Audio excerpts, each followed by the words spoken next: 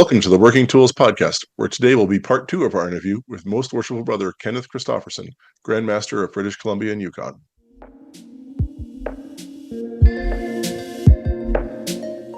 Ladies and gentlemen, brethren all, welcome to the Working Tools Podcast, a casual conversation around Freemasonry. First, it's important to note that our thoughts and opinions are our own and do not reflect those of our Grand Lodge or respective craft or concordant bodies. Please connect with us and ask questions via our website at theworkingtoolspodcast.com.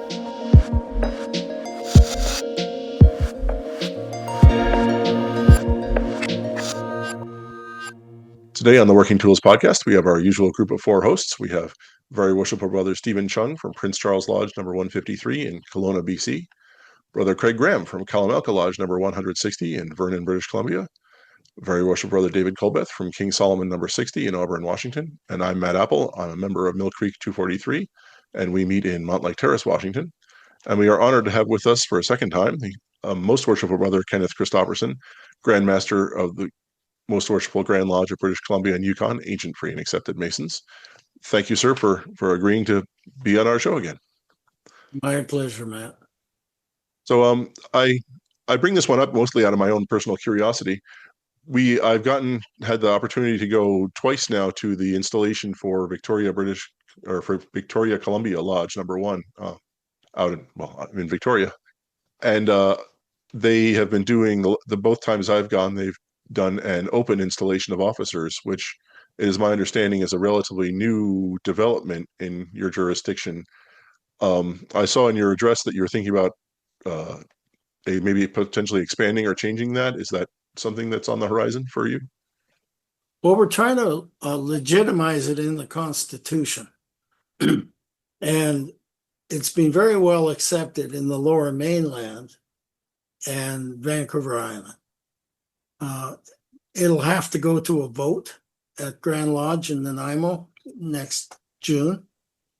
So we've done a video of the installation at Victoria Columbia, and we're going to take the video across the jurisdiction because there's a lot of people. It's an optional installation. You can choose, as it is in Washington, you can choose to do it or not to do it. It has to be a majority vote of the lodge, 2/3 vote of the lodge. But a lot of people across the jurisdiction outside of the Lower Mainland and Vancouver Island don't know what it is. So their first instinct is to say, well, why? We don't want it. And there's a lot of value in it, as you know. The young folks get to come, the families get to come, and in the right application, it's very powerful. So we're going to take that video across the jurisdiction and inform people before they go to the vote. We've had so much positive impact from it that I think it's worthy of the effort. So that's where we're at right now. Yeah, we said in the last episode I said in the last episode that the Masonic funeral is a way to introduce people who would not otherwise be exposed to Masonry. And it seems the installation, at least to my mind, is another opportunity like that, where you can invite, like as you were saying, your families and townsfolk and whoever is around that might want to come and introduce them to what it is the officers do, what goes on in the lodge, and that sort of thing. So I have no dog in this fight, obviously, but it makes sense to me that would be an option. Well, and as you said, I sat in an installation. I presided in an installation. I've done, I think, 4 of these as the installing master. And I sat in the one in Malahat Lodge where the worshipful master was installed and his 90-year-old dad was sitting in that lodge, and it brought tears to him. Now that's serious stuff. The next one I did was in Duncan, and the family and the young fellas in the family, the boys, were at the worshipful master's installation. That has to have an impact. So I think it's extremely impactful. I think it's extremely important. And you don't have to do it if you don't want to do it. So it's not like we're forcing people to do it. So I just see it as a very positive thing. So in I this agree. Yeah, sense, we're doing because I actually have been to an open installation in Washington State. This is quite a number of years ago. That was Delta White Center Lodge in South Seattle. So it's basically the installations, but we're untiled. Is that correct? That's correct. And we can bring others. Well, we can bring non-masons into the lodge room while we do the ceremonies. That's the framework we're using for this form of it, right? That's correct. And there is a prescribed ceremony that's a little bit different than the ordinary Canadian ceremony. Okay. Yeah. And I come from an ancient lodge, so would it use the same ceremony then? No, it uses the typical ceremony is the Canadian works ceremony Okay. in the book of ceremonies. Okay.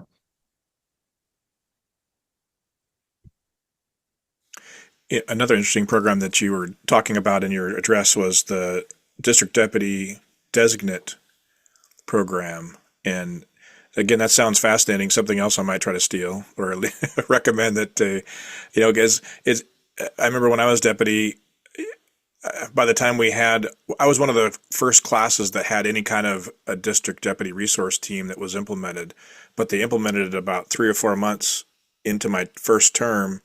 And so by the time I got there, I was like, well, I already figured out what I'm thinking I'm going to do.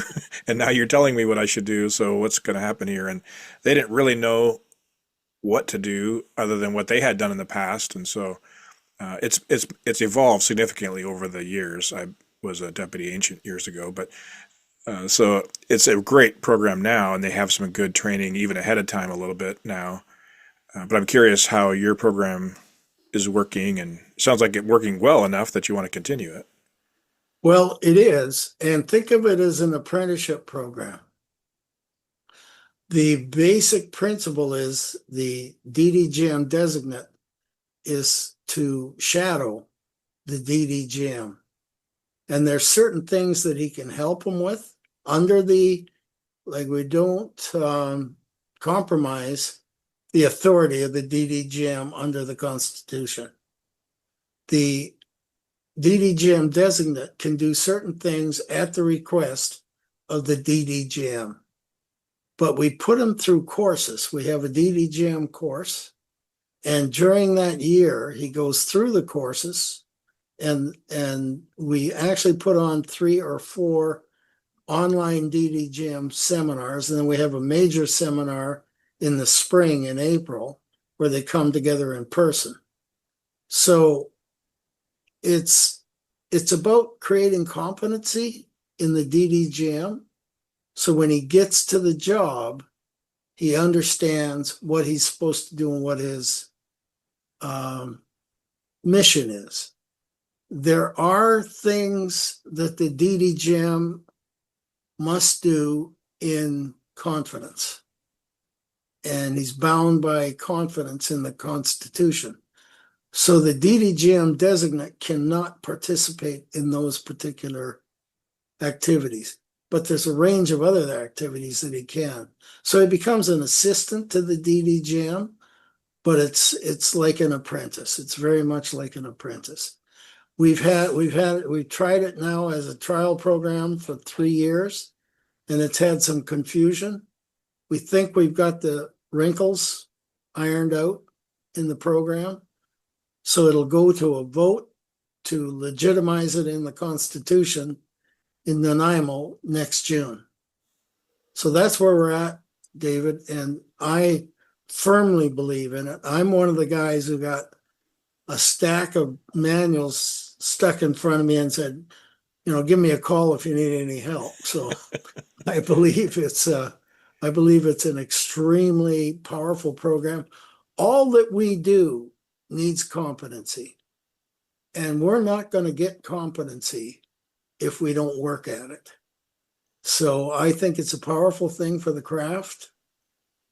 And we, I would say the same thing about Worshipful Masters. We have a Worshipful Masters course, highly well received, and anybody that's taken it has felt very much more competent going into the East. So I'm all about competency for two reasons.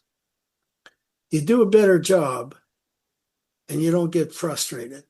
Because if you don't have the competency, you get frustrated and quit. And how many Worshipful Masters, the day they finish in the East, don't come back to lodge?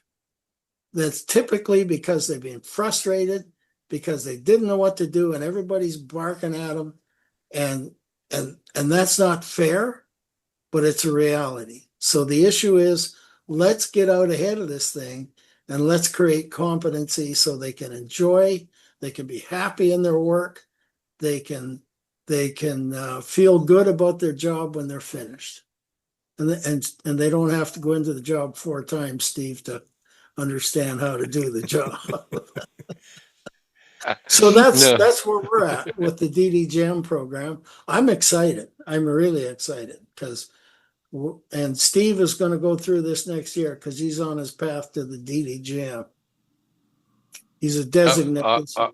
Already done the home study course and written the bios and done some of the review things. So far I'm liking what I'm seeing as course content for the DDGM designates. It's I agree. It's very it was enlightening. I mean, it showed me how to look through the Constitution for answers. I mean, I figured I knew most of the answers, and I was right on most of them, right? But just the exercise of going through the Constitution. I mean, other than that, I had no reason to ever go through it, right? And if I ever had a question, I always just asked my secretary, right? So it's really good. I'm glad to see that we're doing it. I'm excited to see what comes next. I'm pleased to hear that for a couple of reasons. First off, I want you to know that quiz on the Constitution comes from Bill Thompson from Temple Lodge on Vancouver Island 10 years ago. So it's pretty cool. But a guy gets a look at that course, and if he says, this isn't for me, I don't want to do all this work, he can bail. He doesn't. So you're not dealing with the guy who doesn't want the job. So you get those guys out of the way, very few of them, but every once in a while, somebody says, I don't want to do all this. I didn't think this job was what you're telling me. So that's an important part too. Yeah. If the Worshipful Masters course is got content as designed as this one does, I highly recommend you do that, Craig. Because I mean, I had the benefit of having been a 2-time past master counselor at Beaver chapter, so I kind of knew what being the president or worshipful master of the lodge was like before going in. So if you haven't, highly recommend the course. Okay, I'll look into it before I wade into the pool of piranhas, right? Yeah, it is very similar. I wrote both courses, Steve, so I know the content. Perfect. That's great. After tonight's show, I'm gonna have a lot of stealing to do. Apparently. Yeah, Dave is really good at that. He really got it on this BOGP thing, right? And I think he's done his best to adopt that wherever he can.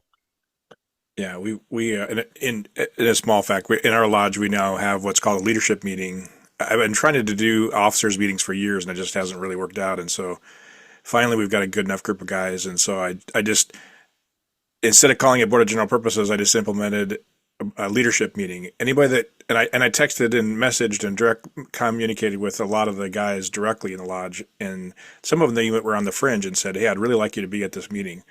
And so at my last year, as my introductory month when we were dark, I said, "Here, I'm going to set some expectations." And so it just continued every month, and now it's continued into this year, and hopefully we'll, knock on wood, we'll continue forever. That'll be just the way we've always done it. and it'll be this leadership meeting. And so, 80 to 90% of our business gets done at this leadership meeting. And so the lodge meeting itself, the stated meeting itself, can be focused on education and what Masons probably should be doing in their stated meetings instead of business, and taking 20 minutes to decide whether you're going to have a live lecture or the recorded lecture. I almost got up and walked out of that. And that wasn't our lodge. It was another lodge I visited. And I thought, what are we even talking about here? A live lecture or a recorded lecture? Just let's move on and get this out of the way. I really wanted to ask Grandmaster. We've shared this Worshipful Masters course with 2 other Canadian jurisdictions. And you simply just have to go in there and change the BC stuff to your stuff, and you're ready to go to work. Yeah, I'll be poking Steve for the copies of that stuff. he's my inside man on all this. Well, I wanted to ask, for all of us on the show and for a lot of our listeners, they know what a DDGM or District Deputy Grandmaster is. Could you give us the Cliff Notes version of what is a district deputy, or what would, you've taught a lot about your expectations and what they should be doing, but what is a district deputy for kind of a layman's terms? In our jurisdiction, District Deputy Grandmaster is the Grandmaster's representative in the district. We have 22 districts throughout the jurisdiction. So their role is to inspect the lodges, motivate the lodges, inspire the lodges, and they do several reports during the year so we can collect those reports. And it used to be just sort of collect the reports, and people said, well, what do you do with the reports?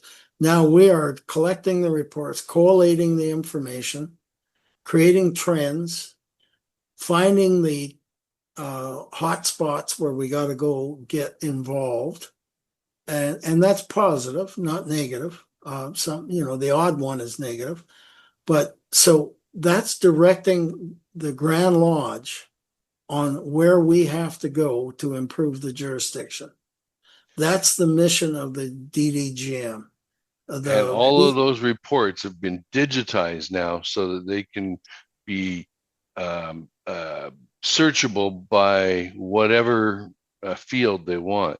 So they can generate now live real-time reports as to the status of the jurisdiction.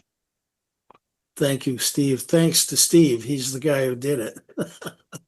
So the whole purpose of the DDGM is to get closer to the lodges. So each DDGM has to visit every lodge in his district, report on the lodge, motivate the lodge in his visits, and help out where he can, and provide the data to the Grand Lodge to get the big picture put together. And we're doing a pretty good job these last years. So you can't make a change without data. If you don't know what the problem is, you can't fix it. If you don't know where the jurisdiction wants to go, you can't lead them there. So how can the Grand Master lead the organization if he doesn't know what's going on in the organization? And that's the purpose of the DDGMs. This year, we have an extraordinarily qualified group of DDGMs, and I'm confident we're going to make a step change. That was that. So you've heard David's soapbox. Now you can take your mind. The Grand Lodge has all this information. We know where the lodges are. We know where the Scottish Rite bodies are. We know where the youth groups are. We know lodges that own their own buildings and lodges that rent, and we know all this information. But I don't think I've ever heard of anyone taking all of this information and saying, hey, if you have whatever a youth group meeting in the same building as you, then your lodge tends to, have more younger guys because the dads join. Or alternately, you don't, because they get scared off by what their daughters are doing and they don't want to be a part of it. Everyone has an opinion on, the shrine is killing Masonry because it takes the Masons away, or the shrine is saving Masonry because it gives them something to do outside of Blue Lodge. But nobody that I've seen anyway has taken that data and said, well, actually, having a shrine within 50 miles of your lodge means that, you are more active in the community or whatever it is. I would be very curious to hear how the analysis of that data comes out, because maybe I'll have to grab Steve and, and get him to send that to me, because that is, yeah, like you said, without knowing where you are, how do you know how to go where you're going? Okay, now, full disclosure here. Only the DDGM reports are currently being filed into the database.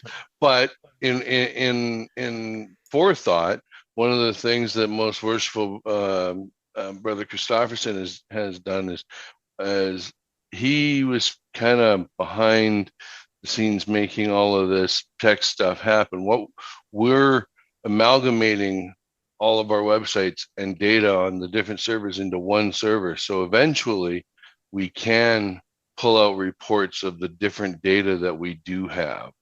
And that's the end goal to the current tech work that we're doing. And it's just starting with the DDGM reports. And the sky's the limit as to the type of reports.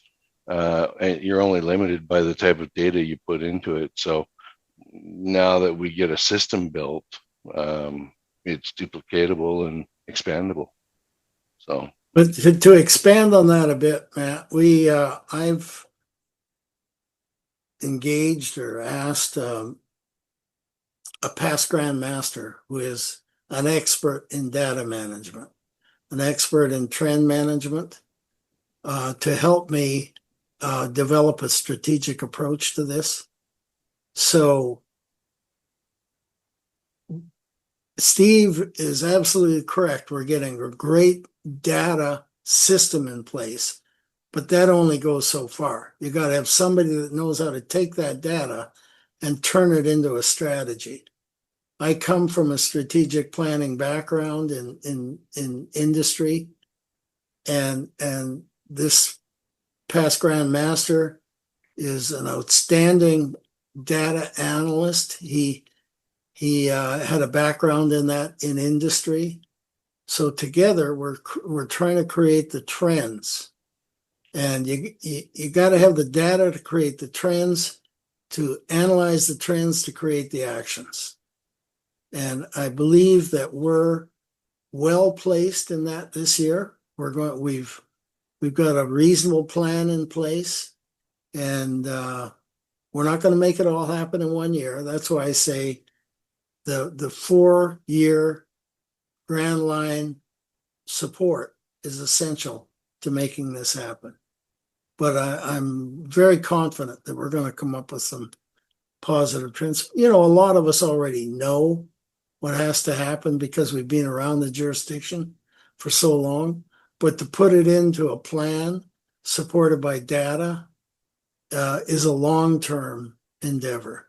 That allows you to continue over 10 years chiseling away at the problems. And I'm confident we're going to make some progress.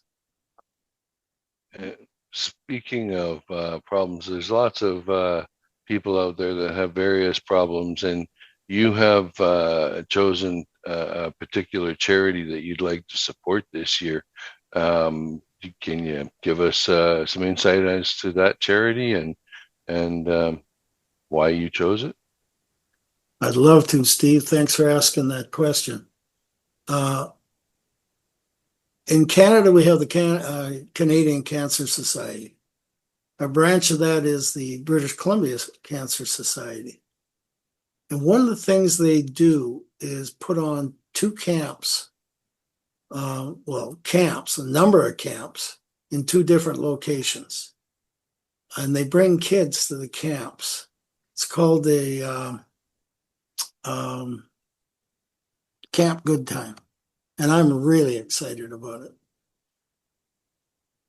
If a kid's got cancer, it's a place for them to go and get away from it all with other kids. 100 kids at a camp, more or less. And they go and they enjoy themselves. And they also have camps for bereaved parents. They have camps for the whole family that has a kid that has cancer. And it's quite extraordinary. I visited the camp a few months ago, And these kids were having such a good time. And it's emotional. The one kid's walking away, doesn't have an arm. But you don't know that because this kid is having so much fun at the camp. So it's an extraordinary opportunity to give these kids a sense of personality, a sense of confidence, a sense of they belong. They're not out there on their own. And that's my personal charity. I feel very strongly about it. We have a community charities fund in Grand Lodge, and they're going to put a bunch of money behind it. I'd love to be able to figure out how to put a square and compasses on a bunch of canoes or something. We're looking into that now. Paddles, anything. But if we don't, it's still the right thing to do. So that's my charity for this year. Well, hey, if they're on the island, I know a guy named Joe. He's got this awesome laser engraver. He can engrave long things, wood, all sorts of different things. I'm sure he'd love to support a project like that. If in the off season they wanted to, somebody pick them all up, take them to Joe, he'd probably do that. Put the logo everywhere. Let's keep in touch on that because, if it was paddles, maybe we get them to do 200 or 300 paddles. Right. But the important thing is we've had a relationship with the Canadian Cancer Society and the BC Cancer Society for 30 years. We used to sponsor Cars for Cancer. And those cars would pick up people anywhere in the jurisdiction and drive them to their cancer appointments. And it was a wonderful program. But the burden of insurance got so onerous that we couldn't afford to do it anymore. So this is a very good replacement to that program and still keeps our relationship up with the BC Cancer Society. It's very important. That's awesome. So one other thing that we always like to do is give the most worshipful grandmasters a podium to send out any message to the listeners that they would like to send. And did you have something in mind that you'd like to talk about for a minute or two as we wrap the end of this episode? Steve, you know me, I've always got something to say. That's a good grandmaster. That's a good grandmaster.